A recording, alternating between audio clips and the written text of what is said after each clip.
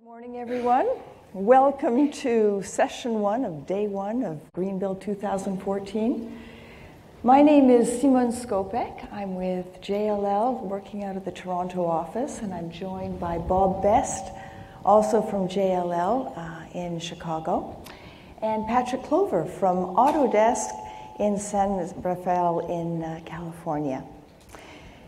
Today, we want to talk to you about the link between greening the workplace and creating a productive environment where employees can do their best work and contribute to the bottom line of your organization.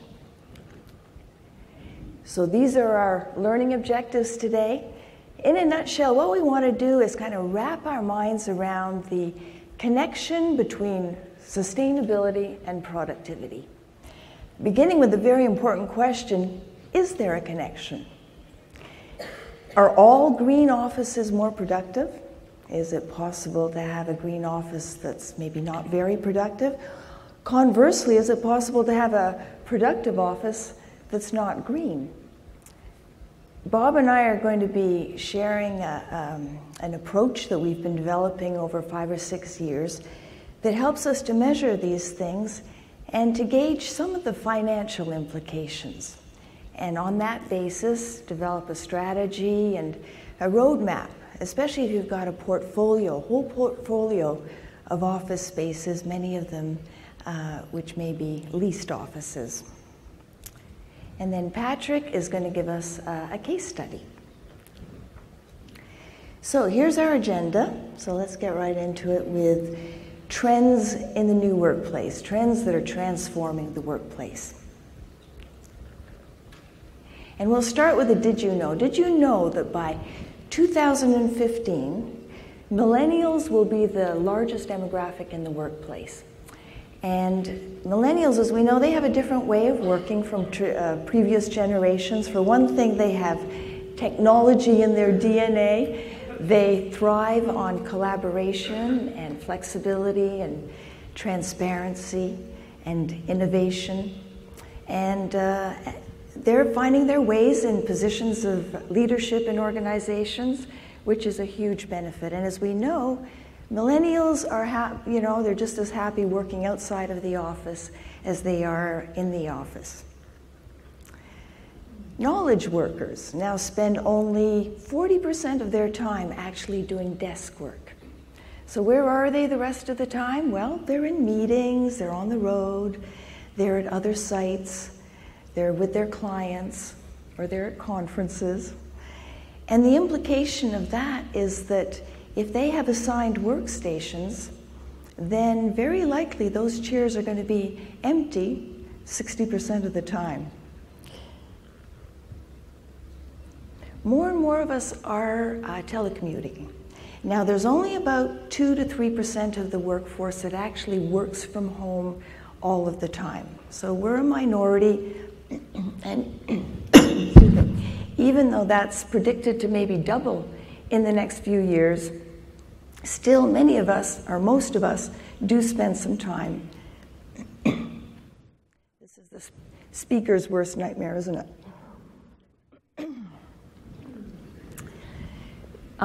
Many of us do spend some time outside of the office.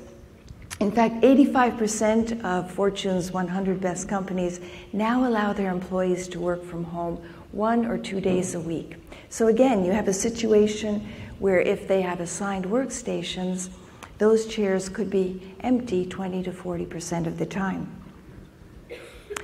By 2020, 40% of the workforce, 40% of us, will probably be contract workers. And the challenge there is to predict from 1 month to the next or from 1 year to the next what the headcount will be. So what all this means is that traditional offices don't match at all these realities.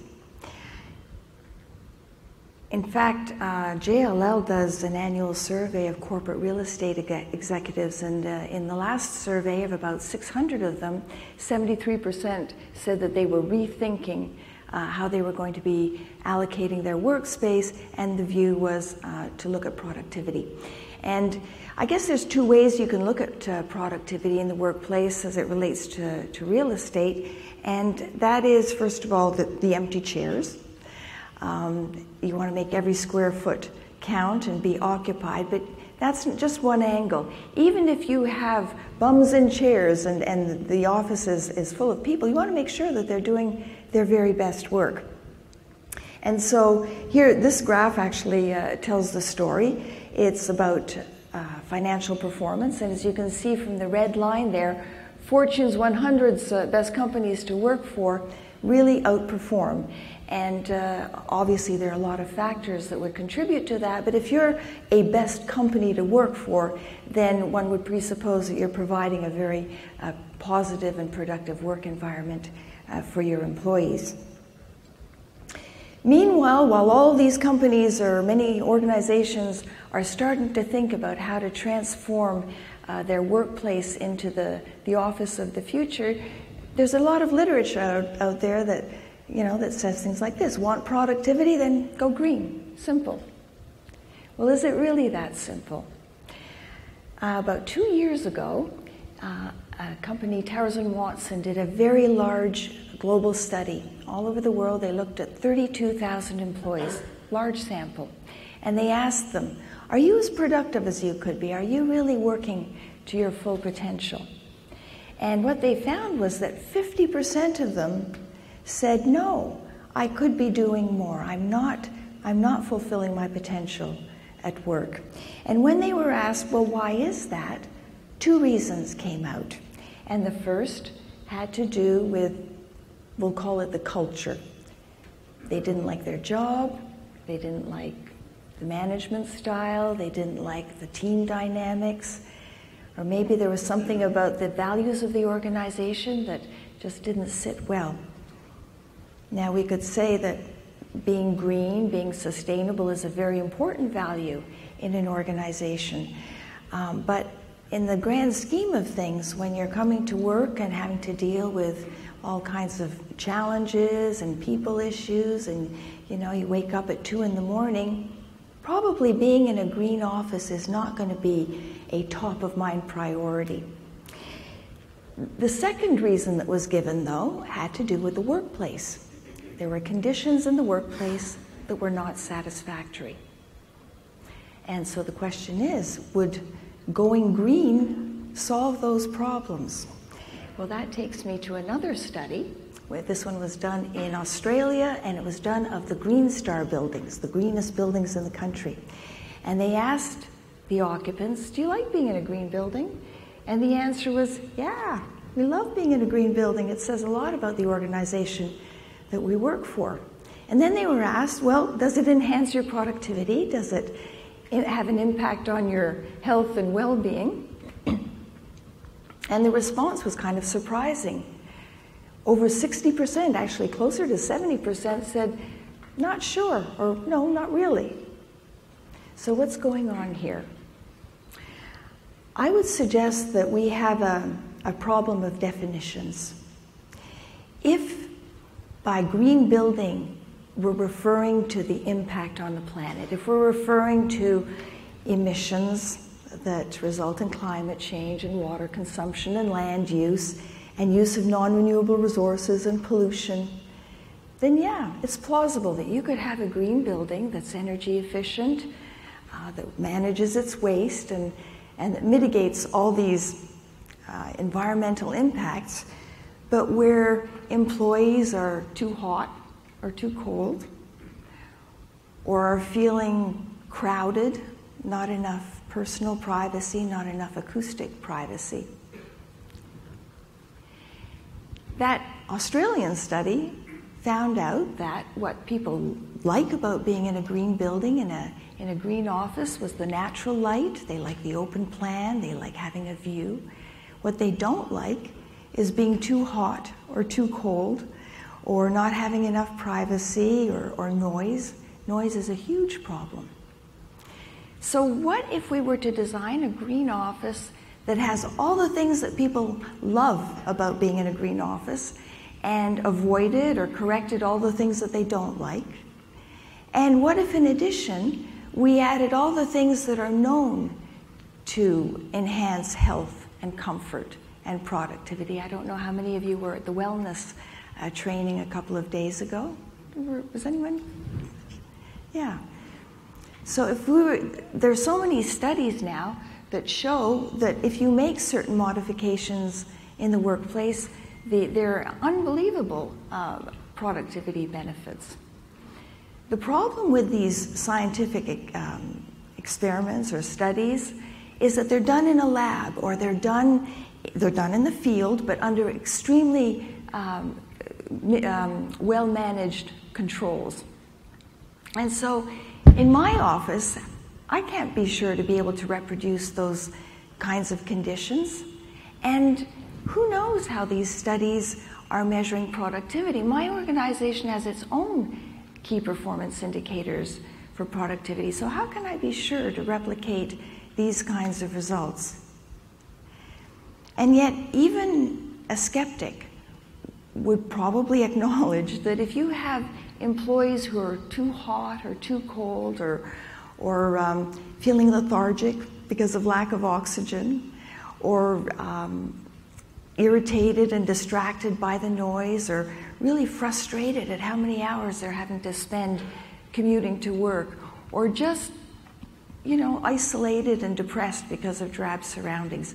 If you were to take those employees and put them in a healthy and comfortable and dynamic and engaging environment, and maybe make arrangements for them to work from home 1 or 2 days a week, then surely they're going to be more focused and more concentrated and able to contribute to the organization's goals and bottom line. The question is, though, how can you realistically measure that kind of productivity gain? Well, we've been working on a system which, it's a system, it's a very, very easy, simple approach that maybe you might want to consider, that will help offices who are transforming into the office of the future. Obviously, everybody wants to be green now, but then there's this whole productivity part of the equation. We're going to show it to you, and you'll tell us what you think of it. Now, if you want to improve anything, what's the first thing you do? You always baseline, don't you? You always find out what your situation is right now, and then you do a business case to find out what the various changes would produce, and then you pick the changes that would be most beneficial, and then you remeasure. But what is it exactly that we're measuring? Think of it as a Venn diagram. So you've got this green circle here, and we're looking at the usual, energy and carbon, but here we're only looking at things that are within the purview of the facility management and the employees. We're just looking in the office. We're not going down into the boiler room and looking at boiler efficiency and all that kind of thing. So we're looking at lighting and heating and cooling, and plug load and server rooms, if there is a server room, water, use of non-renewable resources, waste management, space use efficiency, green teams, commuting. We're not going to go into a lot of detail here. Obviously, these are all very familiar concepts for you, but let's talk a little bit about the blue circle, the productivity circle, and these are the things that we examine in terms of productivity. And a lot of these things you will have probably heard about in the wellness seminar. So we look at the layout that supports the tasks and the workflow and informal cohesive networks. We look at acoustic comfort, thermal comfort, indoor air quality, employee amenities, and things that will contribute to health and work-life balance. And you can see that there's an area of overlap there, which is the space use efficiency, the green team, and the commuting. And you may be wondering, why is green team in the blue circle? Well, as we mentioned earlier, having a culture of sustainability, which is best expressed through a green team and the kind of interesting and meaningful workplace campaigns they're doing, that has an amazing effect in terms of morale. Even for people who aren't tree huggers, it has a kind of halo effect. So I'd like to just show you a few images of what we're looking at here in the blue circle, beginning with layout.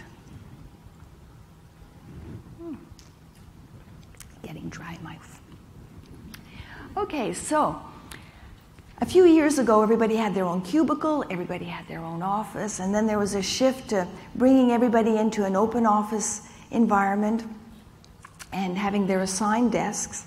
And then there was a shift to having some assigned desks and some non-assigned desks and a lot of support area. And soon we're finding that that shift is becoming towards like no assigned desks, lots of common support area. And the interesting thing is that with each evolution, the amount of space per employee is getting less and less, from 250 to 300 square feet per person, and now down to 50 or 100 square feet per person. And the idea, of course, is that there's less rent, but the objective, ostensibly, is to increase choice and efficiency and flexibility and cultural integration. By that we mean bringing the different silos within an organization closer together. The thing is, though, you got to do it right, because if you don't, it'll have the absolute opposite effect. So, this is a kind of an exaggerated depiction of the idea that you have to have acoustic neighborhoods. Places where people can have a small team meeting or conversation without disturbing those around them who are trying to do heads down concentrated work. You also have to have areas where people can have a confidential conversation without having to shout over the noise, or even worse, whisper, because everybody else could be listening. So there are all kinds of strategies for doing this. There's furniture that's, the padded kind of banquettes. You've got acoustic screens. You even have these individual work pods. Oops. Very good. Visual comfort. I think I've missed a slide here. No. Visual comfort is really important. It's important to have visual resting spots. This is maybe a bit of an exaggeration, but it could be a view, it could be artwork or greenery, somewhere that you can literally lift your eyes from the monitor and stretch them and avoid eye fatigue. And here we have another example of what you need, what makes for good lighting and visual comfort. So you've got the indirect lighting. It shines up on the ceiling before shining down. Your monitors should be perpendicular to windows. They should be perpendicular to any row lighting. You want to have task lighting. Thermal comfort and good indoor air quality are extremely important. And so here you have an example of underfloor ventilation, which is not only comfortable, it's very energy efficient, provided it's well designed and installed and commissioned. Ergonomics, very important. You need to have not only having the furniture, but actually showing people how to operate all those complicated knobs, especially if you're in an unassigned workstation and the person before you was 6'2" and you're 5 foot. Amenities. This is the famous Google Nap Pod, but many organizations now will provide exercise room. It doesn't have to be in the facility, it could be in the building, could be down the street, but organizations now also have health programs where they offer gym subsidies or nutrition programs, which brings us to nutrition. Offices often used to just provide tea and coffee. Now more and more of them are providing healthy snacks, or there should be places in the neighborhood nearby where people can go and have a choice of healthy food. Okay, so these are the things that we look at in the green circle and the blue circle. And in the approach that we've developed, we actually generate a green and productive score. And we use the red, amber, green nomenclature. And so here you can see that overall they scored 69% for this facility. But then we parse it out into a green score and a productivity score. So here they've done extremely well in terms of being a green office. But if there are any areas that could be improved, probably it might be in the blue circle in terms of productivity. So I'm going to turn this over to Bob now. He's going to give you a little bit more information on how we actually gather this data and what we do with it and how we can use it to develop a strategy and an overall kind of work plan for a portfolio.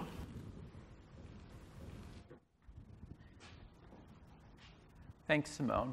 So to put some structure around it, as Simone said, measurement is critical if you want to baseline and gauge any progress. And also, it's a good time to get specific as to the kinds of things that you're going to do in the workplace. Simone's giving you some examples of some general ideas. So let's put some structure around it. When we use the tool or the process that Simone was describing, we generally start with a company's, say, environmental director to find out about corporate policies at that level. And then we'll talk to the facility manager or the office manager for about 40 minutes. And that's really all it takes to get through the tool that I'm going to show you.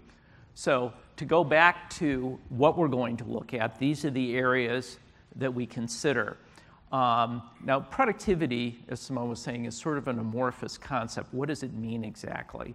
So inherent in the tool that I'm going to tell you about in the research that we looked at, we actually look at productivity not in its end result. In other words, all of us have a different measure of our own productivity. But most of the research, or I should say all of the research, focuses on the components of productivity. For example, the research will do standardized tests with students with daylight or without daylight and see how much better they score. And in fact, in one study, they score 7 to 18% higher. Or they will look at the performance on memory tests or mental acuity tests of people in different environments changing these variables. So that's the kind of research that we're looking at. The other thing I'll caution you about is you saw some of the productivity increase percentages. We also are skeptical about how high they are. So we're going to use them. They're more directional than specific. And at the end, we'll come back and address the issue of really, is that order of magnitude realistic? So let's find out how you would determine if a workspace is in fact green and productive. So I do have to stop for a minute and say Simone and I felt so strongly about this, we wrote a book on the subject. So I'm not here to sell the book. I just want you to know you probably don't need to take notes. If you want to just go down to the bookstore and get the book. We don't make any money on this. So, but it's surprisingly easy to write a book, isn't it, Simone? Yeah, okay. Easier than it used to be. So back to, away from the commercial, back to the presentation. So this is the tool. It's online, simple to log in. And what we're going to cover in this part, as Simone told you before, there's the green circle, energy, water, waste, and commuting. I'm going to focus on the workplace environment, the kinds of things you see here. And again, you see those very high percentages. We'll come back to that. So I'm going to walk you through the tools if you were taking, if you were answering the questions, if you were a facility manager at your facility. So the first thing we're going to look at is image and branding. And a note on the questions, you'll see they're really, really simple. Most of them are yes or no questions or multiple choice. The other thing I'll tell you is this is not like surveys we've all taken that never seem to end. What we have found out through the 5 or 6 years we've been doing this is that the more you ask for, the less you get. In other words, people will just opt out after a while. So there aren't a lot of these kinds of questions. And what we've narrowed it down to the ones that really get to the nub of the issue that we're trying to look at. So you can read these and see the kinds of things that we look at. So Green Place, or branding and image, Simone referred to this before. There's a new kind of workforce coming in, the millennials and the temporary workers and the independent contractors and the freelancers. And a whole different other group of workers are coming into the workplace, and they have expectations. They want to be in a place that's friendly, it looks good, and it sends a signal. And what we mean by this very high 16% improvement when we're referring to the green workplace is it combines a number of things we're going to talk about. So it's sort of a conglomerate percentage increase that people will respond, you see these beautiful pictures, to an environment that's green and inviting. The next area we look at is my favorite, is acoustics. Because think about your own work and how you react to interruptions, noise, buzzing, people talking, and so forth, and how it affects your own productivity. One of the interesting things that we found is there is research that indicates that when you're doing a complex task, something that requires a lot of attention and concentration, If you're interrupted, it takes up to 15, maybe even as long as 25 minutes to get back into whatever you were doing. So think about your day. You know, you're working along and there's an explosion or people are talking or you're distracted, and your day, your productivity curve starts looking like a sawtooth. Well, that's what we're talking about here. So I did some research where I work in my office and walked around. You can get an app on your phone, a noise meter that tells you decibel levels. And conversation is somewhere in the area about 60. And a vacuum cleaner is like 70, and a noisy street traffic is like 90 decibels. And not unexpectedly, walking around our office, which I happen to think is very quiet, it was right around 60 conversation levels. But I sit in an area close to a place where people congregate and have meals, and there's kitchen equipment and so forth. And during the day, the peaks were 95 decibels. So I had to sit back and say, how productive am I sitting here with these noise interruptions all the time? Well, what the research indicates is if you can create a quieter environment, you're talking about a 6%, and this is sort of a conglomerate of different research, a 6% improvement in productivity. So how do you do it? Well, there's 3 ways. One is you eliminate the noise at the source, those noisy copy machines or refrigerators, ice maker, or even where people talk and congregate. You isolate them, you muffle that equipment. You do things to make it quieter at the source. The second is along the sound pathway. And there are acoustic materials, there's sound masking, there's all kinds of strategies for trying to reduce the sound along the sound pathway. And then finally, at the receiver, that's us. And you've seen this. People now work in the workplace with earphones on, and a lot of those earphones are noise-canceling devices. So there are ways to address this to make the workplace much quieter or a better place for us to work. And Simone mentioned quiet zones. Move noisy activities into noisy areas and quiet activities into quiet places. Visual comfort, Simone also referred to. This is daylighting and views. Very important. One of the things that we found, I mentioned before, is on standardized tests, a 7 to 18% improvement in performance just by having people get daylight. There's something magical about daylight. But it's more than just daylight. It's also the visual appeal, giving people access to the views through the windows. Or you can even bring views in by creating, you see that one wall there, sort of an internal natural environment where people feel like they're outdoors, and you get the improvement. Now, thermal comfort, I'm an old building manager, and I can tell you this is what takes up a lot of time, is people that are too hot or too cold. And in fact, frequently, that too hot and too cold people are sitting right next to each other. We all have internal thermostats, and there is no one answer for everybody. So the Lawrence Berkeley labs have suggested 68 Fahrenheit to 74 is the right range to shoot for. There are other things that you can do. You can have clothing protocols. During the summer, people can wear cooler clothes, and during the winter, you encourage them to wear sweaters or heavier clothes to help modify the temperature. The one thing I learned as a building manager is take the thermostats out. Because if you leave them there and people can adjust them, you know what happens. One turns it down, the next turns it up, and you get another sawtooth like that. There are other strategies to follow. Simone showed you underfloor ductwork. It's a neat idea. It's really expensive. So it's more work with the building, work with people. Don't let them put little space heaters in one desk and a fan in another. The idea is to get into that nice right temperature range. Layout and comfort and social cohesion. I don't have a percentage improvement in this particular area, but it is important, and Simone talked about it as well. It's getting the office basically set up for maximum productivity, different activities in different areas. And shudder the thought, there are even companies that are putting aside areas where people can take naps.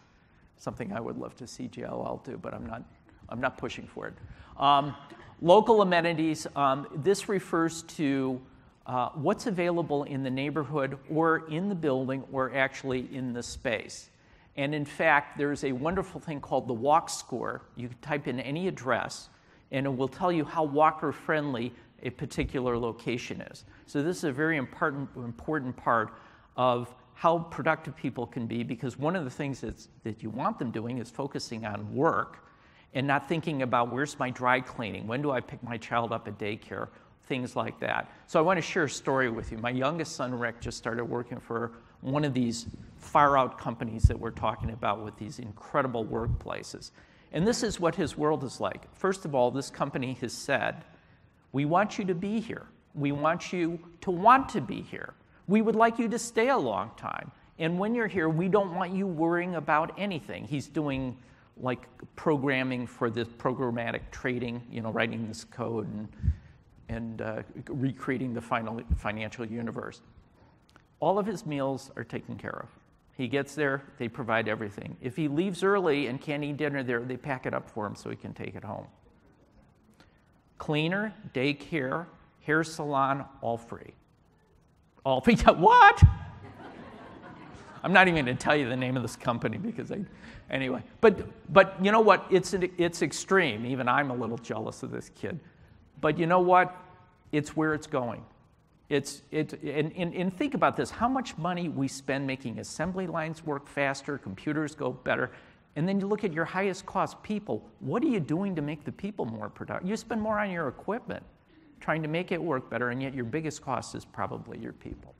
So when it all comes together, the system develops a report, easy to read. We use the red, yellow, green, you can see it there, to identify different pieces and parts of the study. Then we provide a nice executive summary, again with the scores that Simone showed you, plus comparisons against the aggregate portfolio of office spaces that we've been building up over the last 5 years. If you're doing a whole portfolio, you can get a nice snapshot. This is one particular client. And the red, yellow, green really helps you zero in on the places that need attention, which is obviously the red dots. My favorite parts of the report are the specifics. What exactly are the strengths of an office? And then even more important than that, what are the areas that require improvement? So rather than just getting, hey, here's where you are, and generally these are the places you ought to look at, we try to get much more specific and say, address acoustics here, do this, lighting here, daylighting there. And that's the whole idea. So if you add all those up, it's 50%. That's ridiculous. It doesn't pass the gut check test. I don't know if those things are additive, and what does productivity really mean? So let's just cut it down to 1%, drastically, 98%. And what kind of an impact does it have? Well, let me show you. If you look at the financial impact of, say, let's take an office that's 75,000 square feet, and you're going to make those energy improvements, you can save about $10,000 a year. That's wonderful. Good. We're all happy. But if you take a bigger office with about 100 employees, or excuse me, a smaller office, I apologize, with a payroll of $7.5 million, and let's say you make some acoustic improvements. You put in sound masking, less interruptions, and just let's pretend you can make a 1% improvement just by doing those things. That has a $75,000 a year impact because you're multiplying it times the entire payroll. That's the power of the productivity concept. Anything you do, you multiply it by the payroll plus benefits, like a 30% jump over that. It's huge. And that's why we think it's so important. If you look at, this is one client across the portfolio, this gives you sort of the monetary kind of impact. That Duluth office has 1,000 employees in it. You do 3 things and you're talking about a $1.6 million change in productivity. So it's amazing. But because I am telepathic, I sense a lot of skepticism in this audience. So rather than listen to our theories and so forth, I'm going to turn it over to Patrick Culver from Autodesk, who's going to give you an actual real-life case study of what his company has done. And before I do that, Patrick, Becca, I didn't forget. I'm supposed to say, I guess there's some reporters here who are supposed to ask us questions afterwards. That's fine. We'll be right outside the door. And if you ask us questions, you get a free book. Okay, Patrick. Thanks, Bob. Hi, I'm Pat Clover. I'm the Sustainable Operations Manager at Autodesk, a software company in California. You may have heard of us. And our motto is to imagine, design, and create a better world. And we have 1.8 million square feet of leased offices. We do not own any property. We're in 36 countries as of today. And about a third of our global properties are LEED rated or local designations. So we started selling software that had sustainable design elements in about 2006. And so as our marketing folks went out and started talking to folks about using the software, they were being asked, well, what are you doing? Are you using your own products? And so we decided to start using some of the new elements of our software. So in 2007, we formed our own corporate sustainability department. We also started our greenhouse gas reporting. And as you can see from some of these slides, our offices weren't the best model of good design. And so we took it upon ourselves to start creating some better offices. And along with that, we started new projects with using LEED. So this is our first LEED Platinum office in San Francisco, and became one of our showplace offices. In 2009, along with the sustainable element, mobility became a hot topic. People wanted to be able to work at home or wherever they were. And so we had our first project in which we had drop-in spaces. And this one on the left is in Taiwan, in a sales office, and it's very successful. The little slide on the right is a more current project, and you can see we've evolved a bit in the way we design things. In 2009, we started asking a question on our employee survey. Does the way we design our offices or where we have our offices, does that have an impact on how you feel about working at Autodesk? And we got very good results. And so we started using that as an indicator of productivity in a way. The more satisfied our employees were, the better job we felt we were doing. In 2011, we were already working with Jones Lang LaSalle, and they came to us with the program that we've just been talking about, the Green+Productive Workplace. And we were looking for a way to be able to measure our progress on how well we were greening our offices. And so the program just fit what we needed. It was made for portfolios that weren't necessarily owned. And so that made a big difference because it was hard to benchmark things that you have little control over. So as you can see, here's some of our scores. The top, on the slide on the left, the top several were our LEED offices. So this is a good indication that the elements of a LEED design space do make a difference in benchmarking. The slide on the right shows where we scored. As Bob was mentioning, a part of the program is they rank the corporate policies of sustainability, and so as you can see, we were high in that, so we're very proud of that. Along the way, Workplace of the Future started being talked about, and as we were doing our benchmarking, we looked to the future, so we wanted to be in a place where we could say that we've done everything we can in all of our offices globally so that they're as sustainable as possible. And so along that way, we started changing the way we sold our software. And as probably a lot of you know, the cloud computing has become predominant. Also, we are pushing our applications to the mobile platforms.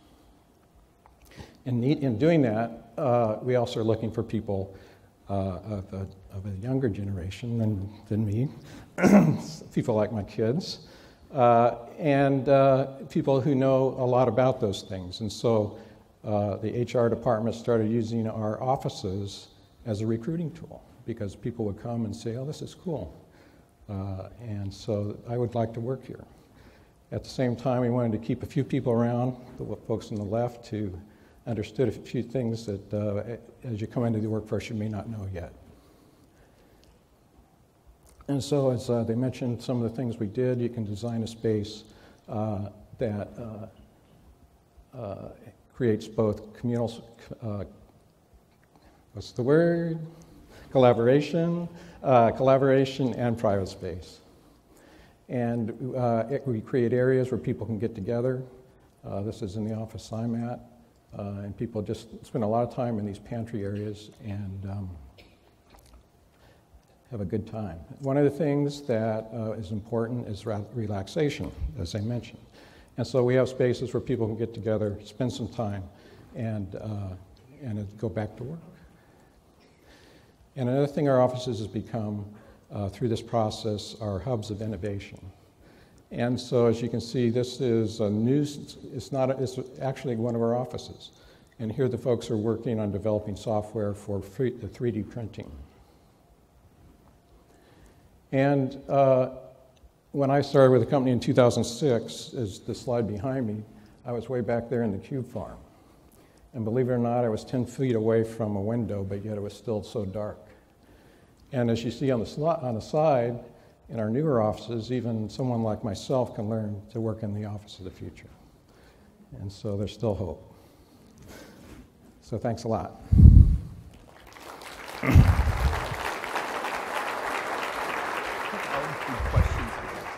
So we have, how much time do we have left, Mike? About 20 minutes left. Okay, great. So we're happy to answer any questions you have. If you're brave enough to raise your hand, you get a free book. Look at this. We have 9, so you want to be near the top. So what's your question? My question is, how do you take the percentages of increased productivity and turn them into numbers that employers, building operators can understand? Because 20%, or the numbers are very low, they're under 10% generally overall. Right. So how do you say 8% equals X dollars per employee? You multiply it, you say, take the payroll of everyone in this office plus their compensation, around 30%, and multiply it times that. And that's why you get the huge financial numbers. Yeah, and I would add to that, originally we were asking people, what's your payroll? And no one's going to tell us that. They don't know.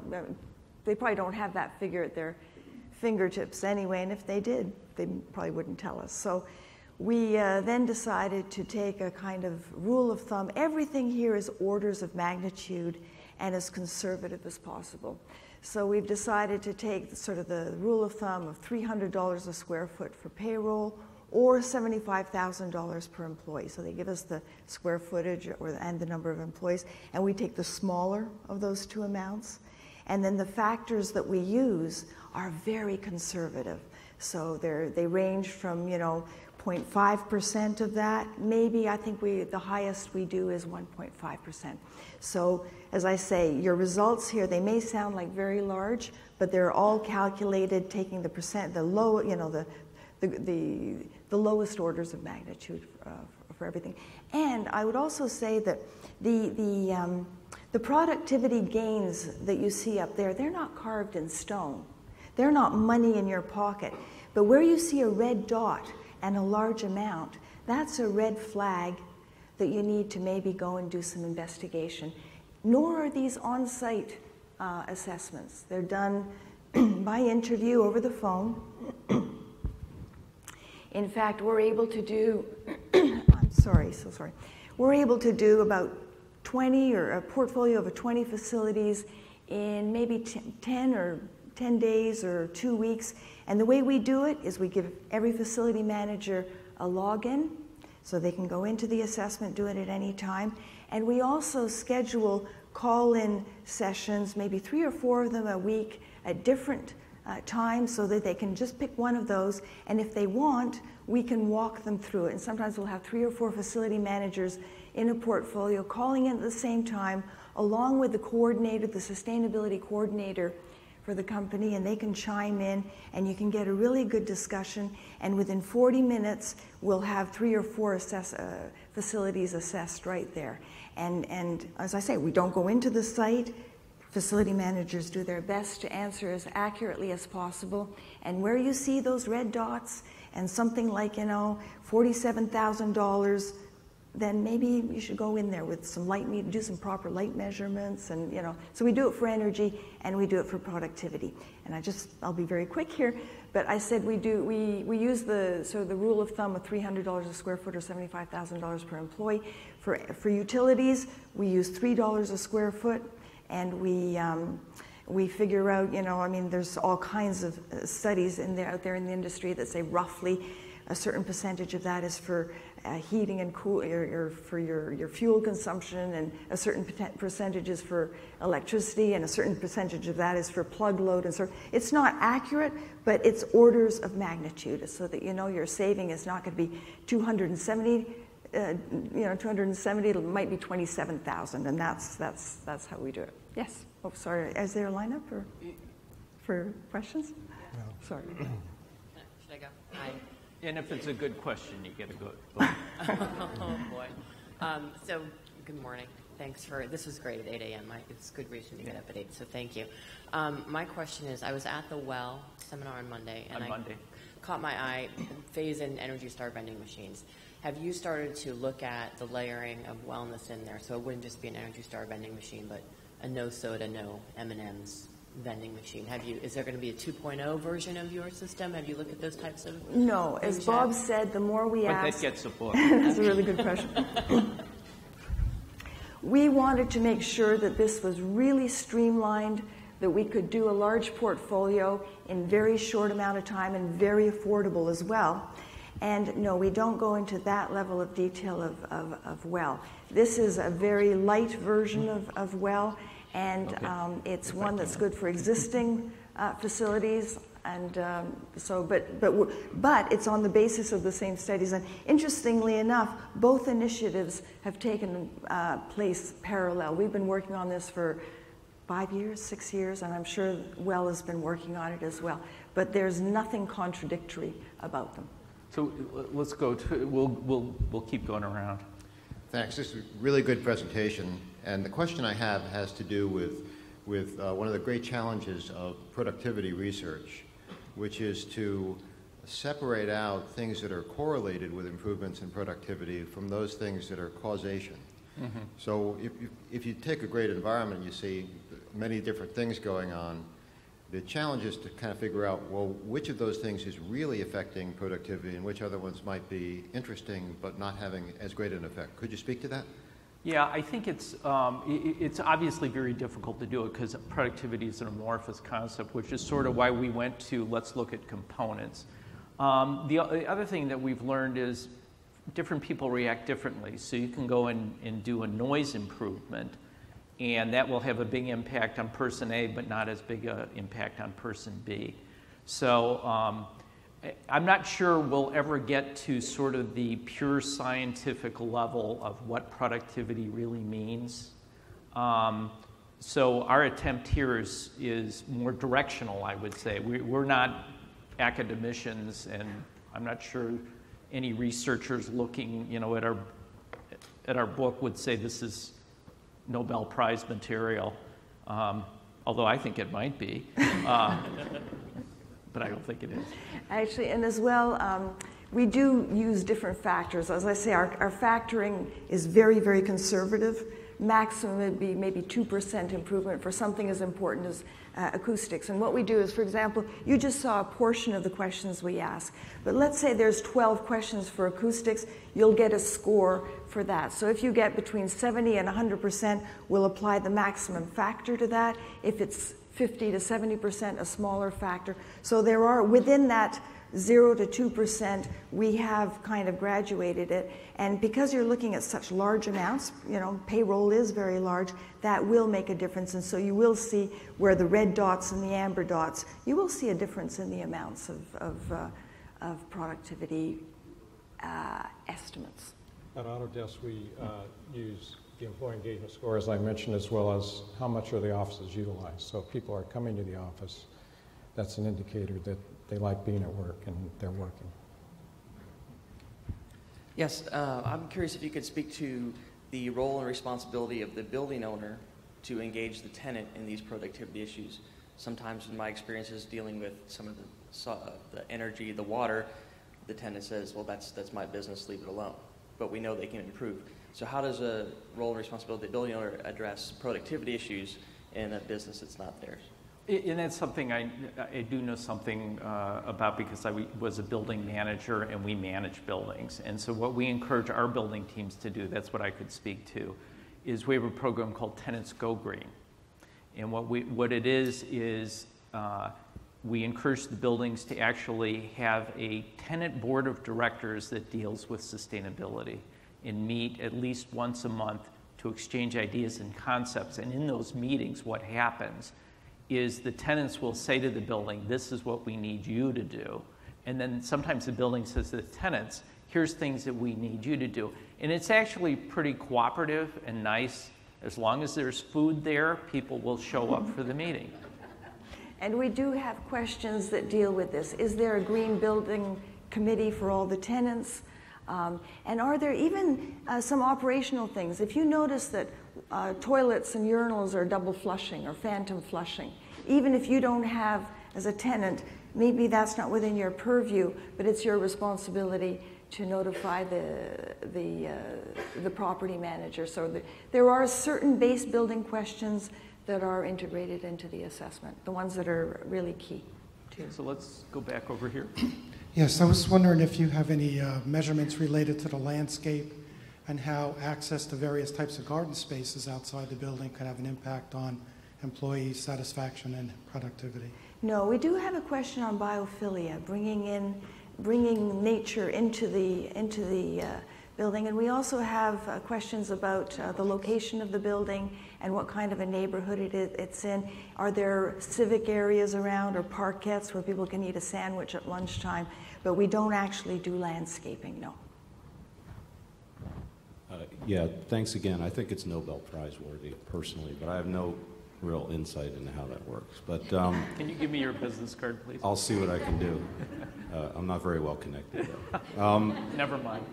But I work with a large unnamed defense contractor, and I'm kind of curious. Do you know the federal government, GSA, maybe the DoD in particular, but just GSA, what their whole thought is on this process? Because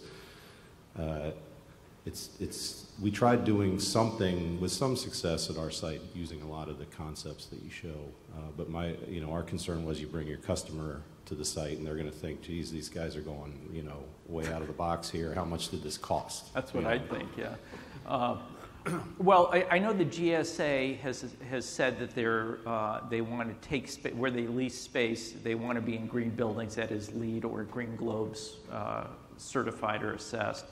I don't think we've dealt with any defense contractors with this. No, we haven't yet. So I think your perception is probably right. If you were to go overboard, it would be in the news that it's a party at whatever company you're talking about. I guess that's a concern. How do other people react to it? We have spoken to the National Research Council and the Government of Canada. I'm from Canada, and they're doing a lot of research. In fact, they showed us their lab, where they do the acoustic studies and all that. So definitely, and just not necessarily in the Department of Defense, but our other Public Works and Government Services Canada are very interested, not in this particular tool, but definitely in those concepts, and they're trying to quantify them. Thank you. My question is about the tool that you're using. It looks like it's really for existing portfolios, existing buildings. Mm-hmm. Do you have a way that you're leveraging it for new construction? And how is that playing a role in? Well, I think you'd probably be wanting to look at fit-ups, some sort of a fit-ups tool. So no, we don't currently know. But however, if you're looking for a new space, then maybe some of these factors might be, or you might look at your existing one and say, should we fix it? When does our lease expire? Should we fix it? In fact, we do capture that data. When was the last fit out? When does your lease expire? How much are you paying per square foot?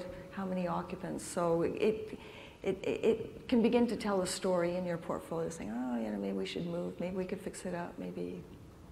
I guess the answer is no. Yeah. Yes, sir.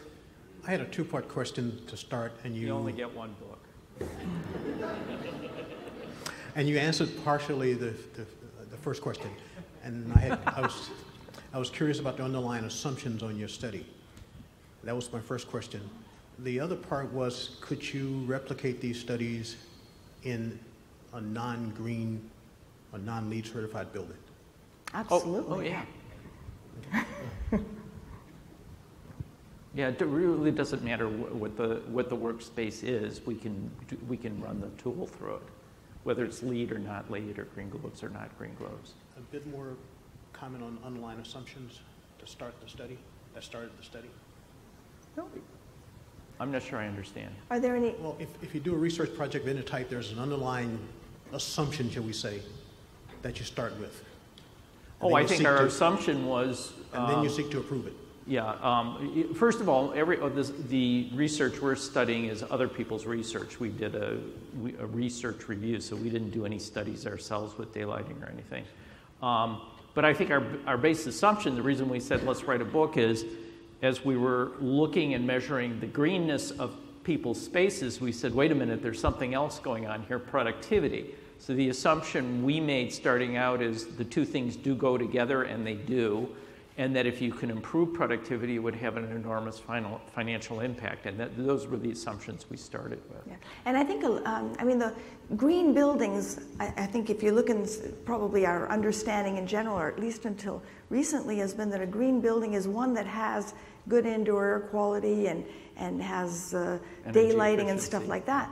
But there's so much more to productivity that has nothing to do with sustainability. And so we thought, let's parse them out a little bit and get our definitions a little bit clearer.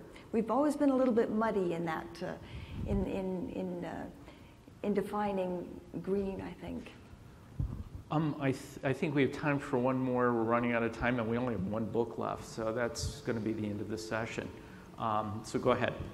I understand that productivity is such a nebulous sort of idea, hard to wrap your arms around, so you've broken out into these components. But when there is quantifiable data about, I mean, I don't know what you would measure, but like sick days or how many widgets people are making, do you try to correlate it with What we would say to somebody who wants to use this approach is, if you're interested in you've got your own KPIs, and we're suggesting very conservative estimates. So using whatever KPI, you'll probably get a result. But why don't you do a key performance indicator? Okay. A key performance indicator. So if absenteeism if you want that one to be, then do a before and after, and then it'll be much more meaningful for your particular portfolio.